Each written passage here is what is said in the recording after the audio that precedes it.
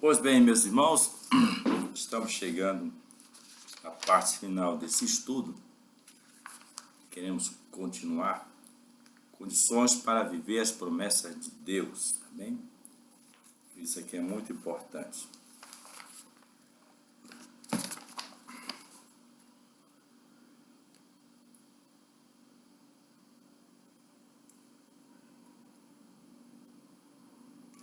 É preciso crer.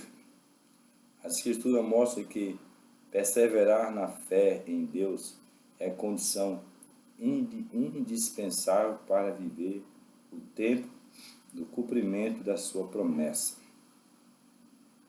A Bíblia mostra que Abraão recebeu uma promessa de que seria pai de uma grande nação, e ele creu em Deus, perseverou na fé, e isso lhe foi imputado como justiça.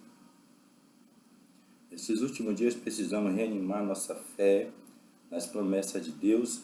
É tempo de confiar no Senhor e se fortalecer na força do seu poder. Muito importante esse tema, né? A questão da fé, tá certo? Você está numa caminhada de Deus, serve a Deus já há um bocado de tempo, né? Então, como é que está a sua fé? Como é que está a sua fé, né? Olha, muitos irmãos não gostam de assistir à escola bíblica. Quer que eu diga uma coisa para você? A sua fé vai acabar. Não tem esse negócio de viver sem escola bíblica, viu? Irmão Jorge, sem escola bíblica você não aprende, sua fé não desenvolve. Precisa desenvolver a fé, tá certo? Sem escola bíblica você está destinado a se acabar e a veredar por caminhos tortuosos, viu? Mas veja que aqui cita a fé de Abraão, e conheça a história dele, né? Ele meditava nas palavras de Deus, nas promessas de Deus, meditava, refletia, e as promessas de Deus e as palavras de Deus demoraram a cumprir-se. Foi questão de anos. E sempre quando ele estava ficando cansado, Deus vinha e renovava a sua promessa. Deus fez promessa para ele impressionante.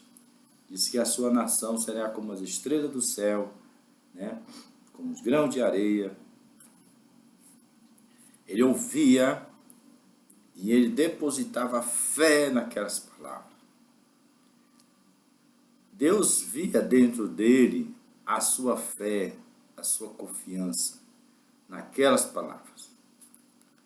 E isso foi contado como justiça, né? Você é um crente, você é um judeu, você tem que crer nas palavras de Deus, nas palavras da Bíblia hebraica, nas palavras do Novo Testamento. E você é crente nas palavras hebraicas também. Você tem que ter fé nas palavras. O que ela diz é a verdade, é um escudo e broquel. Todas as palavras de Deus são um escudo, né? Então você pode se firmar, se colocar ali, porque vai lhe proteger. E Deus sabe que você deposita fé nessas palavras, né? Confie no que está escrito, confie na palavra sagrada de Deus, tá bem? Isso é muito importante para a nossa fé, né? Ele creu em Deus e perseverou na fé. Veja que ele não sabia, ele não sabia que a jornada dele era muito grande. Aos 75 anos de idade, ele aceitou a nova fé dele, ao chamado de Deus com ele. E ele não sabia que ele ia perseverar e ia ser estendida a vida dele por 100 anos a mais, né? Amém? Vamos ver aqui. É preciso ser fiel. É um outro tema aqui, muito importante. É preciso ser fiel. Me desculpe, eu li aqui ainda há pouco e não dobrei a revista. A continuação estava aqui, sabe? Eu me peço desculpa. Mas eu acredito que você tem a revista e está lendo a revista aí também, tá bom? Aqui é só para indicar o assunto. É preciso ser fiel. Uma vez que cremos no Senhor, devemos nos apresentar a Ele de maneira fiel. Os discípulos de Cristo, conforme nos mostra o livro de Atos, permaneceram fiéis diante do que ouviram diretamente do Senhor. Não importa o tempo que passe, nos apresentaremos a Deus em fidelidade, como fez Jó, que mesmo sem saber que era alvo da maligna unidade do diabo, que tirou-lhe bens, os filhos, a saúde, manteve-se fiel. Como Daniel, lançado na cova dos leões, ainda assim permaneceu fiel ao Senhor. Tomamos as palavras de Jesus: ser fiel até a morte e dar-te a coroa da vida. Olha, essas palavras de Jesus, no livro de Apocalipse 2:10, né? Você vai ler lá, é para toda a igreja. É para toda... Pois é, como vimos aqui, no livro de Apocalipse, capítulo 2, versículo 10, Jesus faz a seguinte mensagem para a igreja cristã do Senhor Jesus: ser fiel até a morte, dar-te-ei a coroa da vida. Seja fiel até a morte. Então, uma coisa que Jesus chama a nossa atenção é que a nossa luta, nosso esforço de agradar a Deus, de obedecer, fazer sua vontade, ela pode chegar ao ponto de sermos colocados na prova, né? Se seremos fiéis ou não, se morreremos ou não, né? No primeiro século, os mártires do cristianismo foram jogados na cova dos leões, para leões na arena do Coliseu, queimados na fogueira, foram queimados por causa do nome do Senhor Jesus, porque não queriam, eles eram chamados de ateus. Olha, eles são ateus, eles rejeitam nossos deuses e perderam a fé nos nossos deuses. Eles não têm fé nos nossos deuses, eles só têm fé num Deus, né? Entendeu? E eles foram mortos. E a pergunta é: você está preparado para enfrentar a morte, para ser fiel ao Senhor Jesus diante da morte? Você está preparado? Você está? Tem gente que abandona Jesus por besteira. Tem gente que abandona Jesus por besteira, né? Nem enfrenta a morte.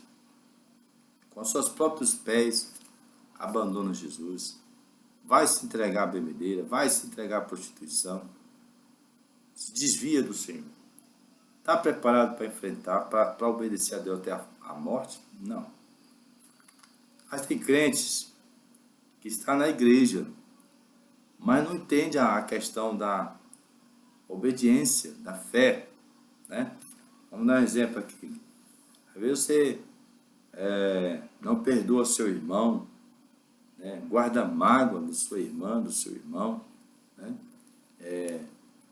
Muda de igreja para não falar com seu irmão, com a sua irmã, né? Está sendo fiel até a morte?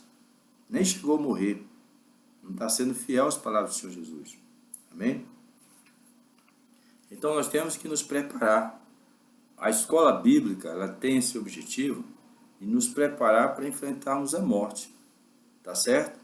Os judeus também não ficam de fora, não. Se você for ver a própria lei de Deus, a Torá, a palavra de Deus, inclusive é para cristão também, a mesma palavra é para cristão.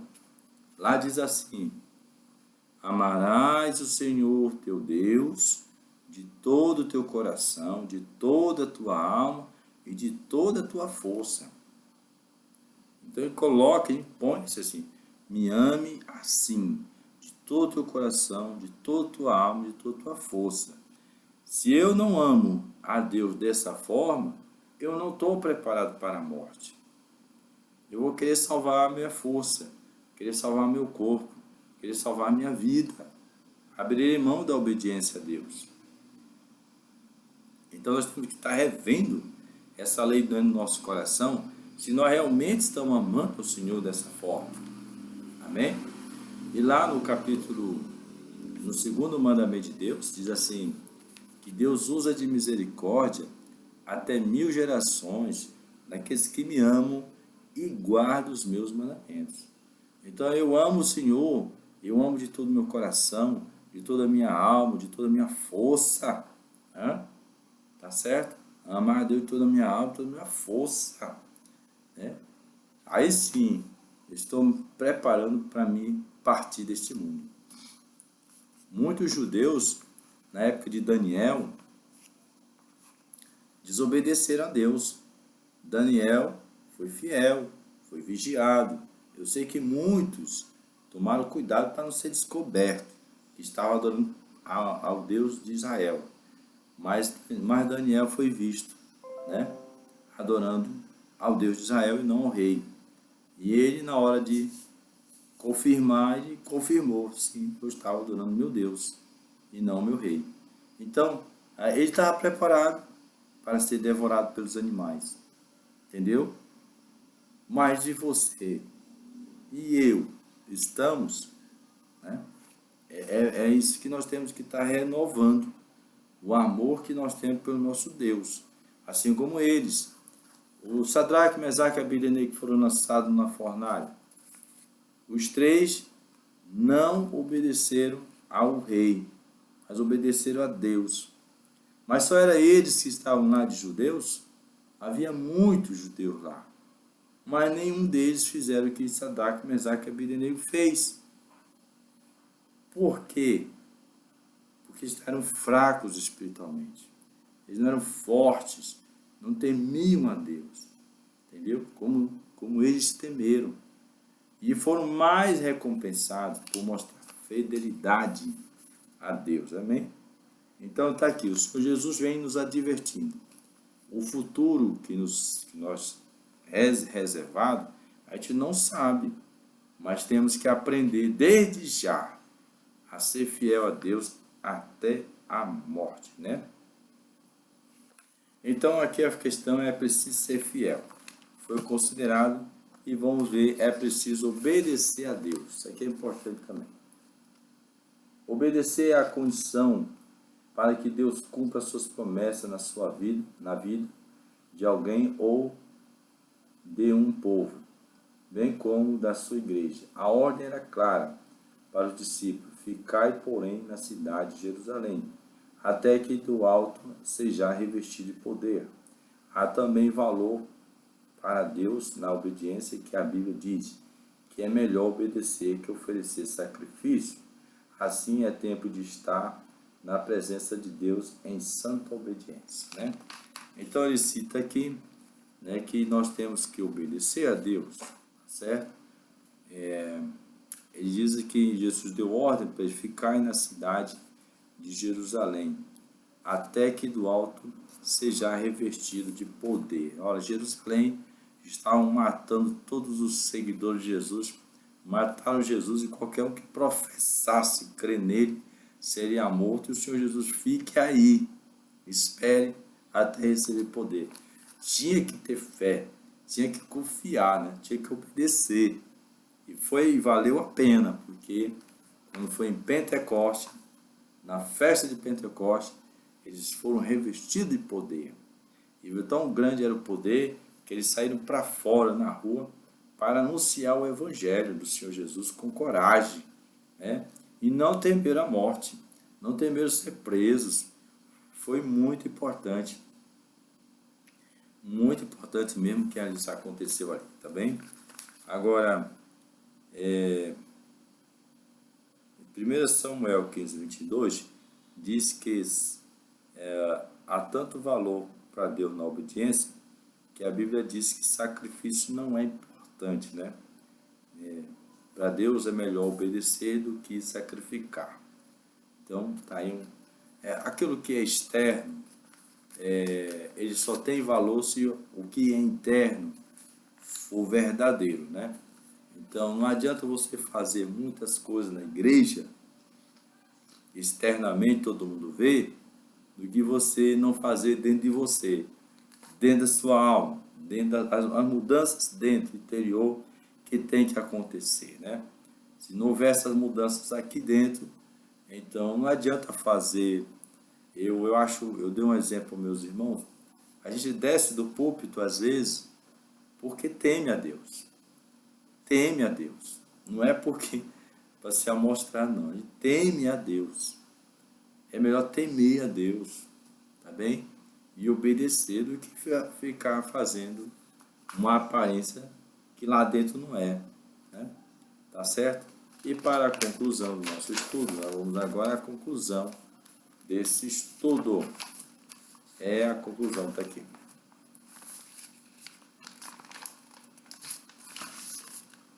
As promessas de Deus para a igreja do nosso Senhor Jesus e Salvador são de grande valor espiritual. Como igreja, estamos integrados como membros desse corpo espiritual. Por meio de Cristo, as promessas do Senhor são grandiosas para todos os que fazem parte da igreja. Nele vivemos as promessas da vida eterna, de poder e de glorificação final de nosso corpo. Os planos de Deus para a sua igreja são infalíveis, né? É a questão, os planos de Deus para a nossa igreja, para a igreja é infalível, né? O rei, os reis da Europa viram que não é bom lutar contra os crentes, não é bom. Muita coisa assim não é revelada, mas quando todos os que lutaram contra os crentes de Deus pagaram preço. E os reis temem lutar contra crente, viu? Você pode matar 2, 10, 20, 100, mas o negócio vai pegar. Assim você matar um judeu, 2 judeus, 3 judeus, o negócio pega, né? Então, não é bom. Há muitos planos de Deus maravilhosos para nós. E nós temos que obedecer a Deus e acreditar nas suas promessas. Ter a fé de Abraão, né? Que nós vimos aqui. Vamos às perguntas. O que o Evangelho de Mateus 28, 18 a 20 revela, né? É o ide, o ensinai e batizar, né? O que temos em Marcos 16 é que sinais acompanham aqueles que creem, né? Nessa comissão. Qual é a recompensa que o Senhor Jesus faz em Atos 1? Qual é a promessa, né? A capacitação ao receber o Espírito Santo de Pentecostes, né? E, além da promessa de revestimento de poder em Atos 1, qual é a outra promessa que vemos nesse mesmo texto? A promessa da vinda do Senhor Jesus, né? Qual o valor da obediência a Deus? Né? É melhor obedecer do que oferecer sacrifícios, né? Pare de estar gastando muito com nada, né? Gaste dentro de você, se melhorando cada vez mais. Quanto maior for sua fé com Deus, maior sua intimidade com Deus, o seu espírito dentro de você cresce, sua alma iluminada, né? E você terá uma visão do mundo espiritual de uma tal forma que a perca desse corpo não significa nada, né? É um sacrifício que nós temos que oferecer a Deus, temos que dar para Ele. Mas vamos viver bem nesse corpo, começando do espírito, cuidando do nosso espírito, cuidando da nossa alma, né? Nós temos intimidade com Deus, vamos viver bem nesse corpo, vamos ter paz, amém? Assim nós encerramos esse estudo maravilhoso, o último, né? Mais tarde eu vou gravar, não sei que hora, vou gravar o estudo do dia 27. E eu acho que esse estudo ele é fantástico. Já estudei com a minha esposa. É a lição que vai nos colocar em dia com a escola. Lição número 4, 27 de outubro de 2024. Amanhã é eleição na nossa capital, não teria mesmo escola na igreja, né? Mas o texto é promessa e obediência, né? Vamos você entender, obedecer a quê, né? Aí você vai também, eu acho importante esse estudo, porque vai mostrar o valor que a escola bíblica tem para todos os membros da igreja, né? Uma igreja que está na escola bíblica é uma igreja forte, que se prepara para a chegada do Senhor Jesus, que se prepara para enfrentar a morte, tá? Porque é para isso que nós temos que estudar, para enfrentarmos a morte de cara e dizer assim, olha, nós servimos a um Deus vivo, a morte não é nada.